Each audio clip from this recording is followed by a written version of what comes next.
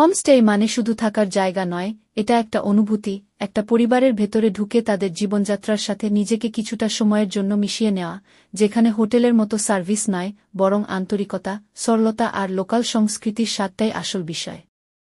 কিন্তু বাস্তবটা হল, অনেকেই বলেন কি পিওর হোমস্টেই চাই, অথচ সেখানে গিয়ে প্রথম দাবিটাই করেন শহরের হোটেলের মতো সব সুবিধা, বিরিয়ানি রান্না করে দিতে হবে, রাতে গান চালানোর জন্য স্পিকার লাগবে, 12টা 1টা পর্যন্ত জোরে জোরে পার্টি চলবে, নাচ গান করে হইচই হবে, এমনকি পুরো পরিবার নিয়ে সেই পরিবেশটাই তৈরি করা হবে যেন এটা কোনো রিসর্ট বা পার্টি স্পট। অনেক হোমস্টে আউনার বাধ্য হয়ে এইসবের অনুমতি দিয়ে দেন, কারণ ব্যবসা চালাতে হয়, কিন্তু সত্যিটা হল, সেই জায়গাগুলো আর হোমস্টেই থাকে না, ধীরে ধীরে সেগুলো ছোট হোটেল বা লজে পরিণত হয়, যেখানে সেই আসল শান্তি, সেই ঘরোয়া আবহ আর লোকাল জীবনের ছোঁয়াটা হারিয়ে যায়।